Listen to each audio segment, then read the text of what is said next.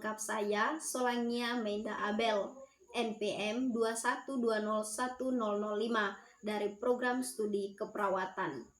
Jadi, pada video kali ini saya akan memberikan penyuluhan pada korban bencana alam. Nah, untuk judul penyuluhannya sendiri adalah Stop BABS dan gunakan jamban sehat, atau dalam hal ini adalah stop buang air besar sembarang dan gunakan jamban sehat. Nah, untuk poin yang pertama kita membahas tentang pengertian kotoran manusia atau tinja maupun feses. Jadi, kotoran manusia, tinja atau feses adalah produk buangan dari saluran pencernaan manusia yang dikeluarkan melalui dubur atau anus dan mengandung zat-zat makanan yang tidak dapat dicerna dan zat-zat yang tidak berasal dari makanan itu sendiri. Lalu kemudian kenapa kotoran manusia, tinja ataupun feses itu bisa mengganggu? Nah, yang pertama teman-teman, karena feses atau kotoran manusia itu berbau, kemudian juga tidak sedap dipandang mata, dan kemudian juga mengandung bermacam zat-zat organik yang berbahaya bagi kesehatan manusia tentunya. Nah, untuk poin berikutnya yaitu mengapa kita harus stop untuk membuang air besar secara sembarang. Nah, ada beberapa hal yang mesti kita ketahui alasan mengapa kita tidak boleh membuang air besar secara sembarangan. Yang pertama yaitu tinja ataupun kotoran manusia ini merupakan media sebagai tempat berkembangnya bibit penyakit, sehingga ini akan menularkan kuman, kemudian bakteri, virus ataupun cacing. Nah, kemudian juga apabila tinja ini dibuang secara sembarang, tempat, misalnya di kebun ataupun kolam, sungai maupun tempat-tempat lainnya, maka bibit penyakit tersebut itu akan menyebar luas ke lingkungan yang lainnya.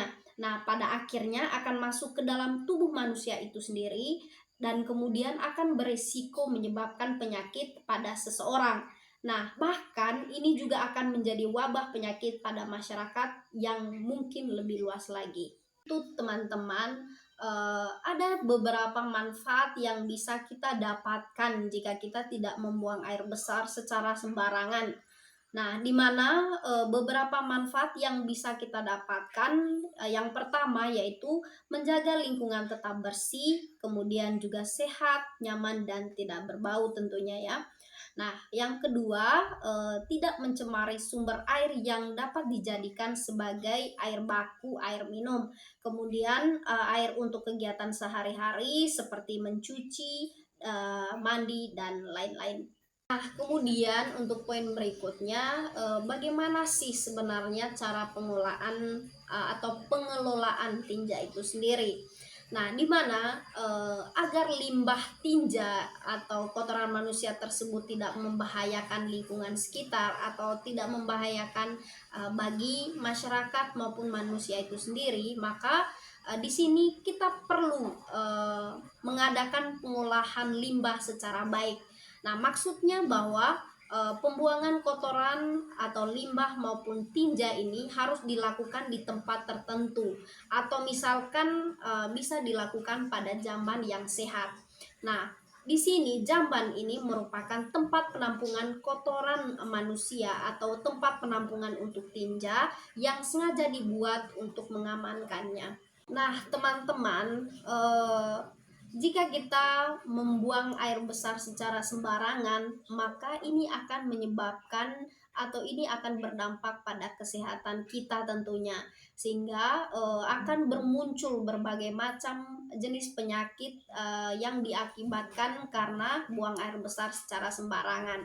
Nah, beberapa penyakit yang disebabkan oleh tinja atau kotoran manusia ataupun feses antara lain yaitu tipes atau demam tifoid, ada juga diare, ada juga disentri, kemudian kolera dan cacingan. Nah, tadi sebelumnya kita sudah membahas tentang stop untuk membuang air besar secara sembarang dan menggunakan jamban sehat. Nah, untuk berikut ataupun poin yang berikut, kita lebih khusus akan membahas tentang apa itu jamban. Nah, teman-teman, jamban itu sendiri merupakan tempat yang aman dan nyaman untuk digunakan sebagai tempat untuk membuang air besar. Nah, jamban sehat adalah fasilitas untuk pembuangan tinja yang pertama yaitu bisa mencegah terjadinya kontaminasi ke badan air. Yang kedua, bisa mencegah kontaminasi antara manusia dan tinja itu sendiri. Nah, yang ketiga, bisa mencegah tinja tidak dihinggapi serangga dan binatang yang lainnya. Kemudian yang keempat, bisa mencegah bau yang tidak sedap. Dan yang kelima, konstruksi duduknya dibuat dengan baik, aman, dan mudah untuk dibersihkan. Setelah kita mengetahui apa sih itu jamban, kemudian pada poin kali ini kita juga akan membahas mengenai jenis-jenis dari jamban itu sendiri. Jadi jamban memiliki dua jenis. Yang pertama yaitu jamban cemplung. Nah, di mana untuk jamban cemplung itu sendiri adalah jamban yang penampungannya berupa lubang yang berfungsi menyimpan dan meresapkan cairan kotoran ataupun tinja ke dalam tanah dan mengendapkan kotoran ke dasar lubang. Nah, untuk jamban cemplung diharuskan ada penutup agar tidak berbau. Nah, yang kedua juga ada jenis jamban tangki septik atau biasa disebut dengan leher angsa. Jadi, jamban septik ini adalah jamban yang berbentuk leher angsa yang penampungannya berupa tangki septik kedap air yang berfungsi sebagai wadah proses penguraian atau dekomposisi kotoran manusia. Jadi, sebenarnya bagaimana sih cara agar kita bisa memelihara jamban itu sendiri? Nah, ada beberapa cara yang bisa kita lakukan dalam memelihara jamban. Nah, hendaknya selalu kita jaga dan pelihara dengan baik. Nah, adapun cara pemeliharaan untuk jamban itu sendiri menurut Departemen Kesehatan Republik Indonesia tahun 2024 adalah sebagai berikut. Nah, yang pertama yang bisa kita lakukan adalah lantai jamban itu hendaknya selalu bersih dan kering. Yang kedua, di sekeliling jamban tidak ada genangan air. Dan yang ketiga tentunya tidak ada sampah yang berserakan di sekitar jamban. Dan yang keempat, air selalu tersedia dalam bak atau ember. Poin yang kelima adalah sehabis kita menggunakan lantai dan lubang itu harus bersih disiram agar tidak berbau dan mengundang lala tentunya. Dan yang keenam, lantai jamban diusahakan selalu bersih dan tidak licin sehingga tidak membahayakan bagi pemakai. Oke teman-teman, kita masuk pada poin yang terakhir yaitu manfaat yang bisa kita peroleh saat kita tidak membuang air secara sembarang ataupun saat kita menggunakan jamban secara sehat. Adapun manfaatnya adalah sebagai berikut. Yang pertama, dapat meningkatkan martabat dan hak pribadi manusia. Dan yang kedua adalah lingkungan yang sehat dan bersih. Nah, yang ketiga, bau berkurang, kondisi sanitasi lingkungan yang lebih baik.